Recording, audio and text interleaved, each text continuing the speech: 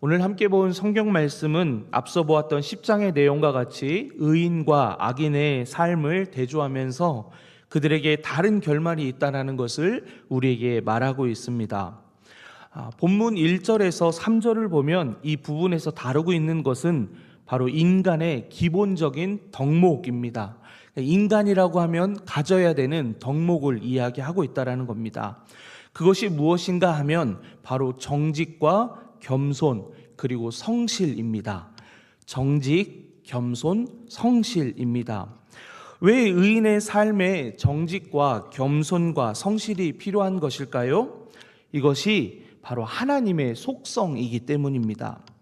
인간의 이 기본 덕목처럼 보이지만 정직과 겸손 그리고 성실은 하나님께로 나타나는 속성이라는 것입니다. 첫째로 거짓, 정직이죠. 정직을 달리 말하면 거짓입니다. 거짓이 없다라는 거죠. 그래서 하나님은 거짓이 없으신 분입니다.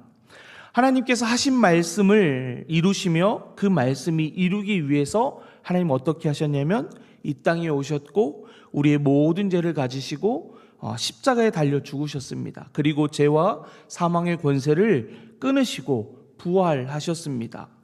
하나님 보좌 우편에 앉으셔서 우리를 변호하시고 약속하신 성령을 보내주셔서 구원받은 백성다운 삶으로 살아가도록 우리를 이끌어 주셔서 끝내 구원을 완성케 하십니다. 두 번째는 하나님은 겸손하십니다. 하나님이 우리에게 보여주신 그 겸손의 모습 무엇으로 나타날까요? 바로 예수 그리스도로 하나님의 겸손이 나타납니다. 예수 그리스도가 곧 하나님의 겸손 그 자체라는 겁니다. 예수님은 하나님의 아들임에도 불구하고 모든 권세와 권능, 하늘의 영광을 버리고 가장 낮고 비천한 구유에 나심으로 특권층에게만, 왕에게만, 지도층에게만, 돈이 많은 사람들만 구원을 받는 구주로 오신 것이 아니라 온 인류를 향한 구주로 오셨다라는 것을 나타냅니다. 뿐만 아니라 수치와 고통 그리고 하나님과의 그 단절이라는 가장 큰 고통을 감내하셨으므로 우리의 섬김을 받으려 이 땅에 오신 것이 아니라 섬기려, 그래서 대속물로 주시기 위해서 이 땅 가운데 오신 하나님의 겸손이라는 것입니다. 또한 하나님은 성실하십니다. 하나님은 하신 말씀과 약속을 언제나 성취하십니다. 택하신 사람들을 버리지 않으시고 보호하시고 그리고 인도하십니다. 그것을 가장 잘 나타내고 있는 말씀이 있는데요. 시편 121편 4절의 말씀입니다. 이스라엘을 지키시는 이는 졸지도 아니하시고 주무시지도 아니하시리로다. 이 말씀이 저와 저희 가정 가운데 너무나 깊게 경험되어졌던 사건이 있습니다. 어떤 사건이냐면 저희 아내가 첫째를 낳고 모유 수유를 하다가 너무 피곤하잖아요. 그래서 깜빡 아이를 안고 잠이 든 거예요. 이 아이가 어떻게 됐을까요? 바닥으로 떨어졌어요. 그래서 태어난 지 23일째 되는 날 급히 응급실로 갔고 거기서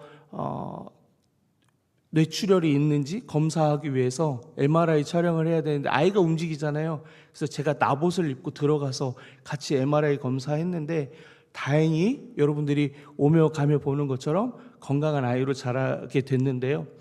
결국 그 한 순간 때문에 이 말씀이 너무나 감격스럽고 귀하게 다가오더라고요. 하나님이 졸지도 아니하시고 주무시지 않는다는 거. 우리 인간은 아무리 아이를 사랑해도 육체가 권하면 졸릴 수밖에 없고 피곤할 수밖에 없잖아요. 그래서 이게 저희 가정에 너무나 소중한 말씀으로 다가옵니다. 하나님의 속성인 이 정직과 겸손 그리고 성실의 결론이 여러분 무엇인지 아십니까? 바로 생명입니다. 죽어지는 것이 아니라 살아난다라는 겁니다. 하나님의 그 속성 때문에 우리가 살게 되었다라는 것을 의미하는 것입니다. 달리 말씀드리면 이 죄로 인해서 우리가 잃어버린 하나님의 형상을 회복하게 되었다라는 것입니다. 우리가 가장 인간적일 수 있는 것은 다른 것에 있지 않습니다. 하나님을 닮는 것. 하나님을 닮을 때 우리가 가장 인간적일 수 있고 하나님의 형상대로 살아갈 수 있다는 것입니다. 본문 1절을 보면 악인의 삶을 나타내는 속이는 저울이 있고 그 저울을 하나님은 미워하신다라고 얘기합니다. 그리고 의인의 삶을 나타내는 공평한 추는 하나님이 기뻐하신다라고 말하고 있습니다. 하나님을 닮아 하나님의 형상을 회복하는 우리 안에 정직과 겸손과 성실이 나타난다라고 하면 하나님이 그 모습을 보시고 기뻐하신다라고 오늘 말씀하고 있는 것입니다. 여러분의 삶에 이 정직과 겸손과 성실의 모습이 나타나서 하나님을 기쁘시게 하는 여러분 되시기를 축복합니다.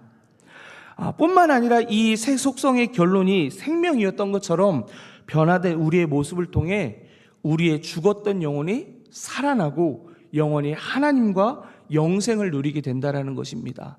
여러분의 삶에 이 새 속성이 나타나서 영생을 누리는, 하나님을 닮아가는 그런 은혜 또한 누리는 모두가 되시기를 축복합니다. 본문 4절의 말씀을 함께 읽어보겠습니다. 본문 4절의 말씀입니다. 재물은 진노하시는 날에 무익하나 공의는 죽음에서 건지느니라. 아멘. 사람들은 누구나 돈을 많이 벌고 싶어 합니다. 여기 계신 분들 가운데 저는 돈이 없어도 상관없어요 하는 분 계신가요? 아무도 없죠. 있으면 좋은 거잖아요. 더 있었으면 좋겠고. 그래서 때로는 속이는 저울과 같이 누군가를 속여서 다른 이의 돈을 자기의 돈으로 만들기도 합니다. 돈을 더 갖기 위해서 반칙을 쓰기도 하고요. 편법을 사용하기도 합니다. 그리고 거짓과 속임수를 사용해서 원하던 대로 더 많은 돈을 얻고 경쟁해서 이기게 됩니다. 그러나 하나님은 심판하시는 날에 이르면 아무리 많은 재물을 갖고 있어도 그것이 어떻게 되나요? 의미 있는 건가요? 그거 하나 가지고 갈 수 있는 건가요? 아니요, 그렇지 않다라는 겁니다. 하나님은 하나님 앞에서 그 심판의 날에 이 재물은 의미가 없는 것이 되는 것뿐만 아니라 하나님은 돈을 버는 그 과정도 그리고 얼마나 정직하고 성실하게 벌었는지 다 아신다라는 것을 우리는 기억하며 우리가 살아가는 그 생업 가운데 더욱더 정직하게 돈을 벌어가는 우리가 되어야 할 것입니다. 정직과 성실이 많은 돈을 버는데 분명히 걸림돌이 될 것입니다. 하지만 우리의 구원과 직결되는 아주 중요한 문제라고 한다라고 하면 우리는 이 사실을 결코 잊지 말고 살아야 하는 것을 기억하시기 바랍니다. 억울하게 손해를 보더라도 하나님을 의지하며 성실히 그 공평의 추를 사용하면 본문 4절의 마지막과 같이 우리는 죽음에서 건짐을 받게 될 것입니다. 반대로 우리가 손에 쥐고 있는 그 어떤 것을 정직과 성실과 하나님을 겸손히 신뢰하여 얻는 것이 아니라고 하면 심판날에 그것에 합당한 심판이 임한다는 것을 기억하고 더욱더 정직하게 성실하게 여러분의 생업을 이어가는 모두가 되시기를 축복합니다. 세상은 공평한 추를 사용하는 성도들을 향하여 미련하다라고 생각합니다. 그러나 성경은 그러한 성도들을 뭐라고 얘기하냐면 온전한 자라고 이야기합니다. 공평한 추를 사용하는 것이 눈앞에 보이는 그 길을 막는 것처럼 보입니다. 하지만 공의를 따라 걸으면 그 공의가 그 길을 곧게 한다라고 오늘 우리가 보는 말씀은 분명하게 이야기하고 있습니다. 본문 5절은 자기의 길을 곧게 한다고 했고 6절은 자기를 건진다라고 말합니다. 다른 번역의 성경을 보면요, 그의 앞길을 환하게 한다. 그리고 그를 구원한다라고 말하고 있습니다. 이렇게 얘기하고 있는데 여러분 하나님 믿지 않을 이유가 있습니까? 하나님을 믿으시기 바랍니다. 이 말씀을 믿고 온전한 자로 살아가는 여러분 되시기를 축복합니다. 그런데 목사인 저도 이것이 믿어지지 않고 흔들려서 이 길을 그만두고 세상 가운데 나아가 사는 게 더 낫지 않겠나 하는 때도 있었습니다. 왜냐하면 제 눈앞에 보이는 악인들의 삶이 더 괜찮아 보였거든요. 그들의 삶이 더 형통하는 삶을 살고 있는 것처럼 보였기 때문입니다. 본문 5절 하반절을 보면 악인은 자기 악으로 넘어진다 했습니다. 그런데 넘어지지 않는 악인들의 모습을 너무 많이 보게 되거든요. 그리고 6절을 보면 자기 악에 잡혀서 잡힌다라고 이야기하고 있지만 오히려 잡히는 악인들보다 더 승승장구하는 악인들의 모습을 보게 되거든요. 제 눈에만 그렇게 보입니까? 여러분 눈에도 그렇게 보이시지 않으세요? 악인들이 더 잘 나가고 악인들이 더 좋은 일들이 많이 생기는 모습들을 보지 않으십니까? 그런데 여러분, 하나님께서 우리로 하여금 알길 원하시는 것이 무엇이냐면요, 넘어지지 않고 잡히지 않는 그 악인의 형통이 진짜 형통이 아니라는 것입니다. 넘어지지 않고 잡히지 않는 것은 이미 그들에게 징계이고 심판입니다. 그것을 부러워하지 않는 여러분 되시기를 축복합니다. 예를 들어서 여러분, 브레이크가 고장난 차를 타고 간다고 생각하십시오. 그것만큼 무서운 일이 어디 있습니까? 악인들의 형통은 이와 마찬가지입니다. 그들이 앞으로 더 나아가는 것 같고 승승장구하는 것 같고 날개를 달고 날아가는 것처럼 보이지만 그들의 형통은 브레이크가 고장난 자동차와 같다라는 것입니다. 멈춰 설 수 있을 때 멈춰 서는 것, 그것이 바로 은혜이고 기적입니다.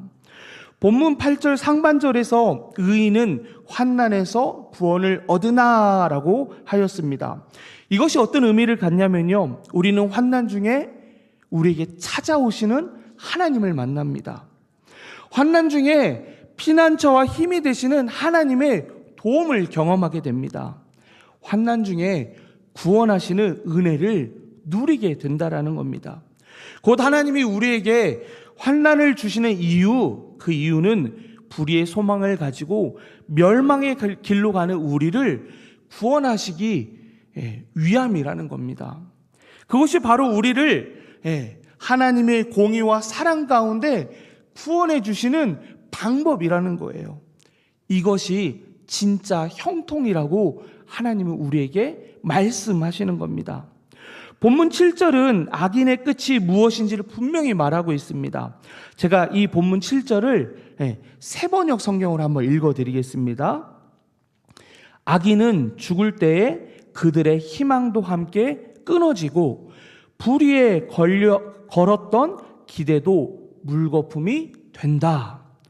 그들이 가지고 있었던 희망이 끊어진다고 얘기하고요, 그들이 불의로 걸었던 기대가 물거품이 된다고 이야기합니다. 하나님의 정직과 성실은 이 말씀을 반드시 성취하실 것입니다.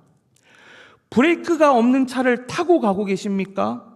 그 차에서 뛰어내리시는 여러분 되시기 바랍니다.